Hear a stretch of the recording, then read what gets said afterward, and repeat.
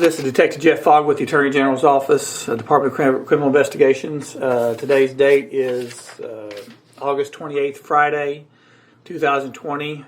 Speaking with Cole Gibson. Present in the interview is Mr. Gibson's attorney, Todd Lewis. Also present for the interview is Assistant Attorney Generals, Prosecutors Barbara Whaley and Jim Lisowski. Detective Gibson, you are aware of that this is being recorded, correct? Yes, sir. And you do consent to that recording? Yes, sir. Okay, thank you. How long have you been with Louisville Metro Police Division? About 14 years. I came on in May of 2006. Okay. And for the record, we started the interview at 15:03 p.m. So, what is your current assignment? I work in the... As of March, what was your current assignment? So, I'm sorry, excuse me? As of March, what was your current assignment? I worked with the CID division, formerly narcotics, on a street enforcement squad. How long have you been in that role? I've been up in the division for about 3 years now. Okay.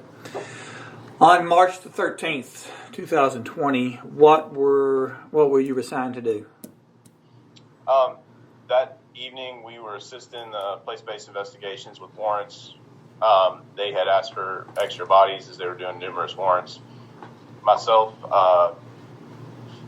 Sergeant Bond, and Detective Doherty were all together, and we were assigned to the Elliott Avenue house. It was one of the houses on the north side that I think they believed was vacant. We were just holding the rear for that until SWAT was able to execute it. So, how did you learn that there was something going wrong with the search warrant on Springfield Drive? I actually had my radio on to the channel that I believe it was just the regular channel. I wasn't on like the TAC channel we were on, and I heard Detective Hankerson yelling in the radio. We had an officer down on Springfield Drive and was calling for EMS and cars and stuff like that. So that was initially how I heard it come out. So what did you do after you heard? What did you and Sergeant Fawn and Detective Doherty do after you heard that on the radio? I came over and told Sergeant Fawn and Vince about what was going on, and we were listening to the radio. I think that we kind of passed our responsibilities to the back onto the other guys who were with us in the alley securing it and headed down towards Springfield. Sergeant Fawn was with the SWAT team at the time and was trying to get, the most tactical response we could to help out. So, how far is the Elliott Drive location from Springfield Drive location? It's several miles away. I'm not exactly sure. How long do you think it took you to get from Elliott Drive to Springfield Drive? Probably between 10 minutes or so, maybe a little longer. I'm not really 100% sure. That's fine. So, what time do you think did you arrive on What time did you arrive on Springfield Drive? We arrived. They had been hailing the apartment, I believe. We were listening to the radio, and Mr. Walker had come out of the apartment. And when we got there, they were escorting him to the cars. It's about the time that we arrived. I'm not really sure on exact times for you. So when you arrived, SWAT was just clearing the apartment, or had they started their? No, sir. They had not cleared the apartment yet. When we got there, Mr. Walker had already surrendered and come out. Okay. And the apartment was still occupied, and they were calling off, trying to call people out, I think, at the time. And I think I heard something about them seeing a male in the apartment they believed to be in there. Didn't turn out to be that apartment, but I think they were still holding it, waiting for a SWAT response. Well, what did you do, or did you do anything specifically when you made it to the scene? Basically, Sergeant Bond and Detective Doherty went to the apartment area, and Mr. Walker was being walked out by a female officer and a male officer. I don't really recognize him. She looked like she was struggling a bit with him because Mr. Walker was pretty. I'm not sure like the exact term for it. He was very upset, and he was kind of like bending over, and it looked like he was kind of giving them a little trouble when he was walking. So I tagged the female out and took her spot to help walk into the car to place him in custody in the car.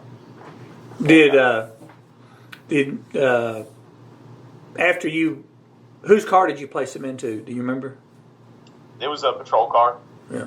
I'm not sure exactly who it was. They were both wearing body cameras. They were both there for the time. I'm not sure. They basically, until I think PIU took over the investigation, I think they had him in the car after that. After Mr. Walker's placed into the patrol car, what did you do? At that point, I walked back to the apartment and I met back with Sergeant Bond. I think that they were trying to garner any information about the apartment, about what's in there, what's waiting for them after the shooting happened. Can I stop you there just a minute, please? Yes, ma'am. Could we go back to when you took the female's place and were escorting Kenneth Walker, who I guess you didn't know his name at the time, to Yes, the cruiser? What was Walker saying when you took over the escort? To the best of my memory, at that time, he was just kind of like moaning and crying and just out of it, upset. I don't remember anything specifically that he was saying at that time, but, he was just visibly upset and shaking, like we were having to actually kind of carry him to the car. And then once you put him in the car, what did you do? I went back to talk with Sergeant Bond and Detective Doherty were there. Sergeant Bond I think he was organizing the SWAT response to try to clear the apartment. I got with him and I told them that I would try to get any kind of like a tactical debrief of Walker to try to give them any information that I could about the safety level, what was going on in the apartment, if there was anybody else in there. So at that point, I made my way back to Mr. Walker in the patrol car, and the same officers were standing around the car with him. I talked to him. I basically gave him, I wanted to get the bare facts that we could get to help secure our guys, to help make sure that it was secure inside the apartment. So I would ask him if anybody else was in the apartment. They had said something about possibly a male being in the apartment, a white male at the time, but I think that was, it ended up being the apartment behind there they were looking at. He said no, nobody else was in the apartment. I asked him about where the female was, and he said she's down in the hallway, I think. And basically I asked him if there were any kids in the apartment, any dogs, any other weapons that we need to know about. I asked him where the gun was. He said he took it and threw it under a couch or a bed or something to that effect. I think that was about it. I relayed the information to the SWAT team who was about to make entry and told them that, what I had found out, that, there's possibly one person down in the hallway, the gun's laying under the bed, and that there should not be anybody else, no children, no dogs, nothing else that would cause them to have to not make entry. He was upset when I was talking to him. I told him that we had to make sure that we were safe to get in, to be able to render aid to the female who was down inside, and that's why he was providing the information to me at the time. Did you ask him anything about the gun? No. In any way? No, I did not. From what I had heard on the radio, it was believed to be an AR-15. I just assumed it was the AR-15. The only thing I was trying to determine is if it was laying next to where the female was or something, in case she was not deceased, that maybe she returns fire when our guys are coming back in or something to that effect. So I didn't really get into any of that, just more or less where it was. Okay, thanks. So detective, after you finished, I gave the information to the SWAT team. What did you do after that? They made it into the apartment and cleared the apartment. I came up to the scene, and Miles Cosgrove's car was parked in the middle of the scene, and they needed to get it moved. I think it was either to get an ambulance in or something to that effect. They needed it out of the way. So I pulled that down the block and parked it in a parking space. I picked up Sergeant Mattingly's phone, was laying on the ground, I think. I picked that up and held on to that until we were able to get that down to him at the hospital. Basically, after everything was secure, I noticed that Miles was kind of standing off to himself, and he was just he really seemed out of sorts and really upset, as he should be. He was just involved in the shooting, and I just went to him and kind of sat with him and tried to reassure him that everything was going to be all right. talked with him, and we didn't discuss any case facts or anything like that, anything that would be pertinent to like what had happened, other than just trying to just be there for my friend or, you know, my coworker. Basically just kind of stick to the training that I've had, that, you know, we don't talk about that kind of stuff. We just be there for them until a peer support arrived. I sat there with Miles for quite a while, I think, until peer support started getting there. And I think the first one I sent to him to talk to him, when he came to talk to me, the peer support guy did, and I said, yeah, you need to go to Miles and kind of hang out with him because he's pretty out of it. So,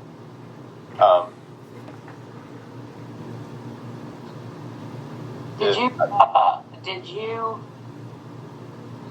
know that he had returned fire? I believe at that point I did know. I think he was kind of saying, I had some kind of understanding of what happened. I don't know whether he told me. I don't think that he told me, or I'm not exactly sure where it came from. But basically, I knew that they took fire coming through the door, and John got shot, and that him and John and Brett had returned fire from either somebody on scene, another one of the guys who made entry. Maybe I'd overheard it. That's about my extent of how at the time what I knew. Okay.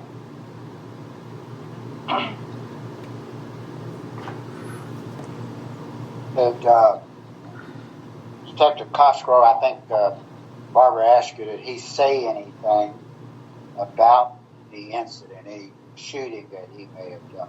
Any comments like that?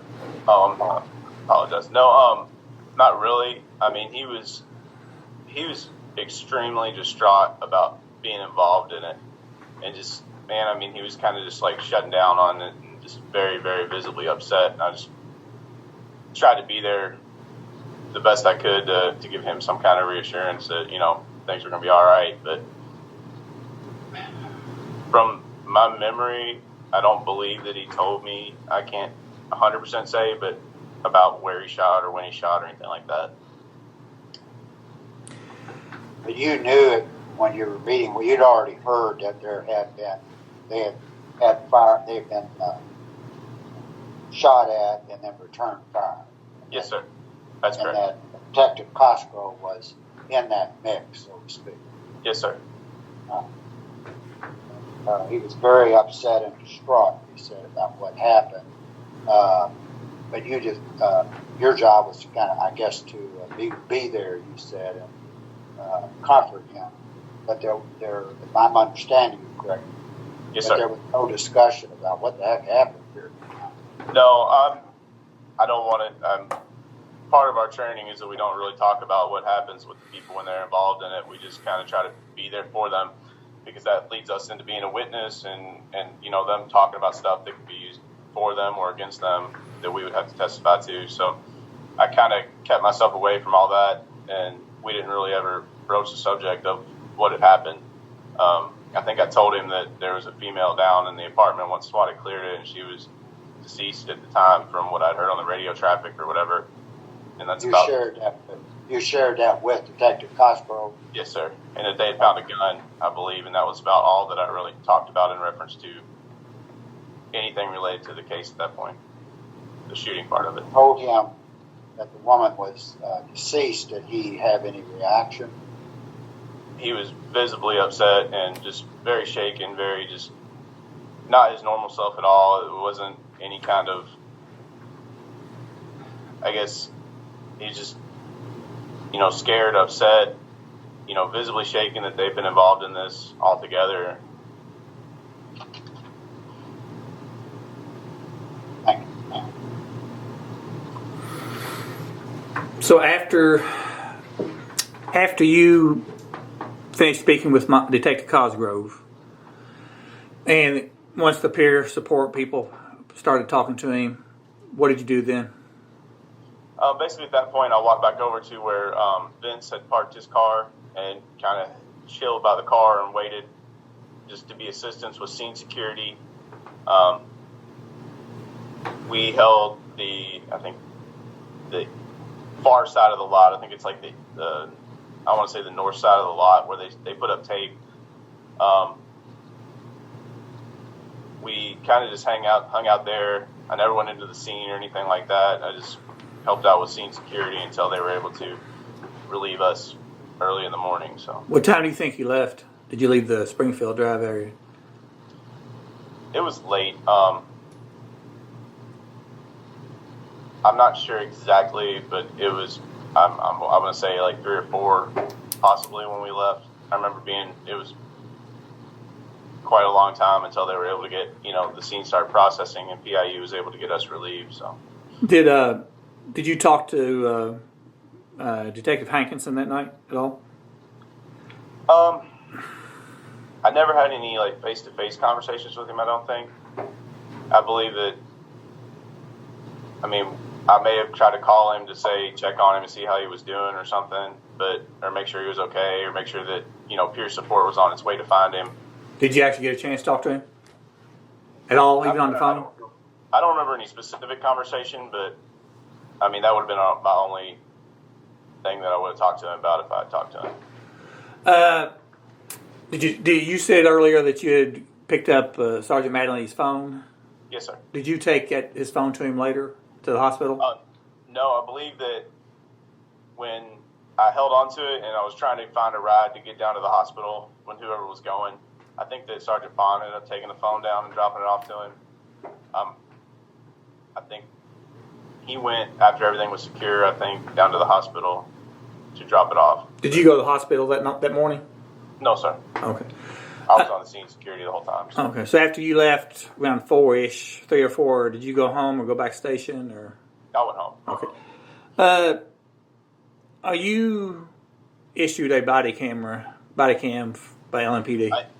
I am now, but I was not at the time. Okay. You didn't have one at the time? No, sir. Okay. Did any of the other detectives, were they wearing their body cameras? Do you know? I don't believe so. Vince and Luke and I are all in the same crew, so none of us had them. Not any that I know of that I can remember. Barbara, have anything? Where did you first, when you arrived on scene, where did you first see Hankinson? I think the first time that I saw him, he was kind of like up on. There's like a dumpster, maybe kind of hanging out off to the side between like the dumpster and the next apartment building, and he was just kind of alone as well. But at the time, I think that somebody, I'm not sure who, but I'm pretty sure that somebody went over to kind of sit with him too until peer support came. Okay, so you didn't go up and speak with him? No, ma'am. Other than maybe possibly are you okay or something like that, but there was never any in-depth conversation or sitting with him or anything like that because I was with Miles for the most part of the night. And you said you had driven Miles's car or gotten it out of the way. Yes, ma'am. And so you did that before you started speaking to him? Yes, ma'am, because he was like, where's my car? Where'd it go? And I was like, hey, well, man, I moved it over here, so it wouldn't be in the way anymore. And basically just from the front of the apartment building up to where they rammed the fence, and I was able to tuck it in there in a parking spot, so it was just out of the way. And where was he exactly? Sitting or standing? He would have, like, where his car was, like, so it would be the front side of the apartment building, and then the parking lot, like the first row of spaces, the driving area, and then he was over here in like the next row of parking spaces when I came up to talk to him first. Then I think we walked over by his car too after I told him where it was and I moved it and stuff. So.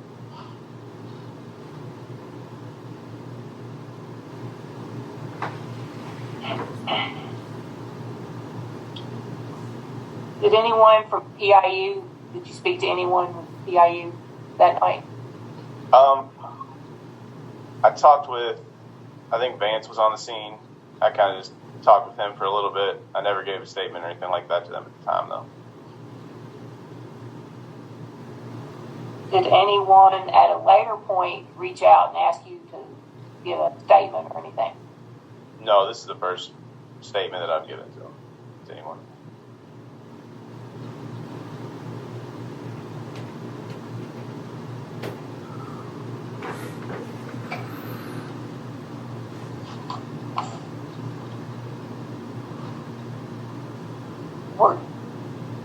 Did you have any knowledge of Hankison's, where his car was that night? No, I have no clue. Okay. Are you familiar with his dog? With Frankie, yeah. And so, do you know where the dog was? No, man. I assume it was in the car if he was going to run the dog there for the warrants, but like I said, I mean, it's just an assumption. But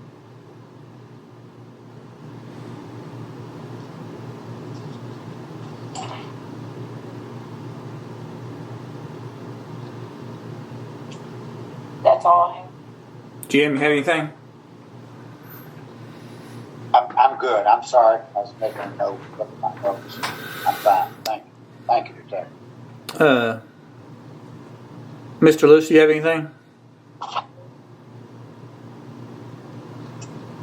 Two things. One is you all had asked some questions about Detective Gibson speaking with Mr. Walker, basically for tactical purposes to find out what was in the apartment and so on. He believes that may have all been captured on one of the body cams of the arresting officer, the officers that escorted Walker out. Is that right? So if you have those, or you can get them, you know, whatever Mr. Walker had to say, all or some of it might be on one of those body cams. The other thing is, just like with my other folks that I've represented through this process, we are primarily concerned that any private personal information of Mr. Gibson be exempt from any records disclosure, and that it be treated as we believe to be exempt from any open records. I don't know if you have anything like that, or have his phone records, or for some reason have his private address, but my primary purpose here is in addressing that. Detective Gibson doesn't have any reason to think he otherwise needs counsel in this matter. Duly noted. Thank you. Thank you all. Thank you all, and this ends an interview with Detective Gibson at 15:25. Thank you, sir.